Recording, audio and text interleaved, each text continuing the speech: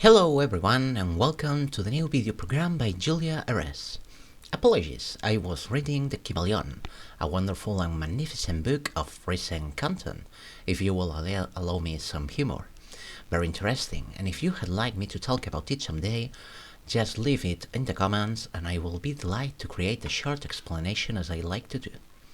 Anyway, in today's video program, as you can see, I'm looking ghostly, dressed in period attire, messing around with a jabot, but here am I, dressed in a frock coat, wanting to give a special ambience to the horror story that I have written especially for the channel.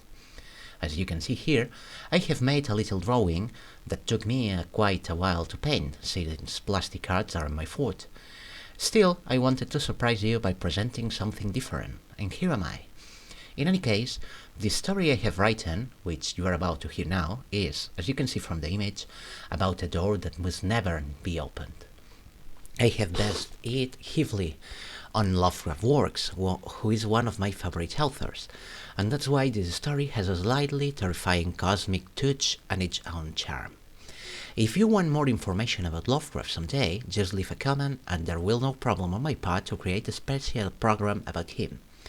But anyway, starting with the story.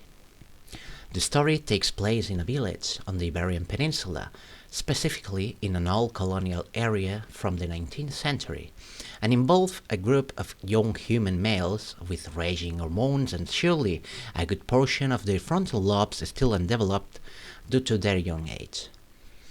These young men decide to explore that house, and as it tends to happen in these stories, it was a magnificent autumn afternoon when a storm began that hadn't been foreseen by these young men.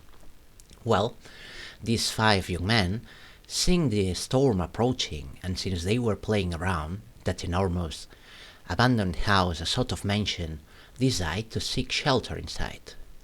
What they didn't expect was that the porch entrance, which was supposedly should have been boarded up, was not. So, driven by their instinct for exploration, their curiosity, they went inside. The first thing these young men noticed was that this 19th century house, which had likely been abandoned for over 100 years, didn't seem to be in such a bad shape. Yes, there were damage, things in poor condition, obviously, but it retained a special charm, and the smell that should have been there wasn't. Amusing themselves exploring the dark, illuminated by their mobile phone lights, and with every flash of lighting that entered through the partly boarded windows, they saw a play of shadows that seemed endless. This group of young men, as I have mentioned, quite unruly, started taking it as a game, beginning a house abandoned for over 100 years. They didn't know what to do, what to look for. They were purely out of curiosity, and obviously to shelter from the storm. As time passed, they eventually sat down on one of the armchairs in the living room and decided to light the fireplace, which, by some chance, was not boarded up. This way, they could warm up a bit away from the storm outside, while thunder rumbled, lighting flashed, and the wine that came through the polyboard window seemed to whistle.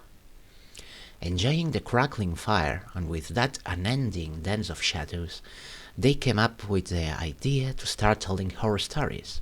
However, they didn't last long, as the noise typical of such an old house made them tremble, and on the other hand, they were starting to get a little bored. So, when they saw that the storm was moving away and only rain remained outside, with no more lighting or thunder, they wanted to explore the house further, drawn by something unexplainable. The 5 young men began searching for anything that may indicate the presence of a basement in that house. It didn't take long for them to find a trapdoor. Upon opening it, they were hit by a strange, overwhelming stench, like that of rotten eggs. However, it quickly disappeared. Those of you familiar with the subject know that this is not a good sign.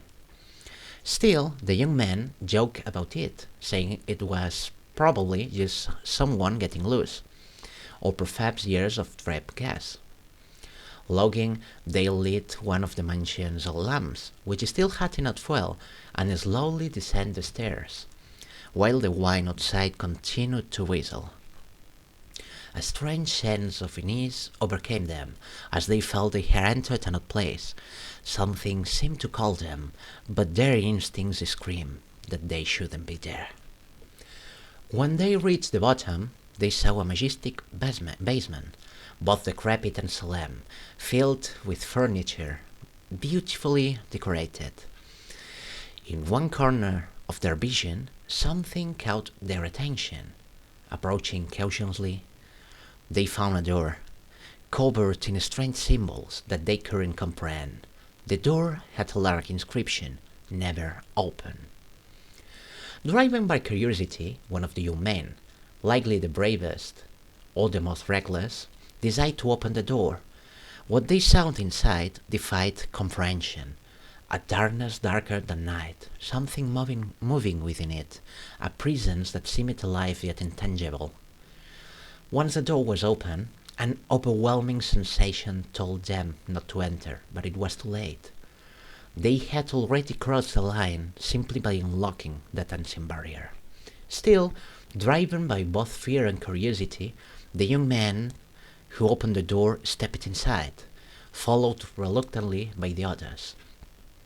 What they found was not the basement anymore. Behind the door was an infinite space, stretching as far as the eye could see. The horizon seemed endless. A 360-degree void filled with an eerie, illuminated darkness, a contradiction in itself. Behind them, the door slammed shut, sealing them inside. At first, panic set in. They ran back to the door, pushing, pulling, trying everything they could to reopen it, but the door wouldn't budge. The realization struck them. They were trapped, and in that endless, silent void, something was watching them. A shape began to emerge, indistinct at first, shifting and formless, but gradually taking shape. It appeared to have a mask with a wide, eerie smile, its eyes large and unblinking. It addressed them in a voice that they caught across the void, despite the absence of walls or ceiling.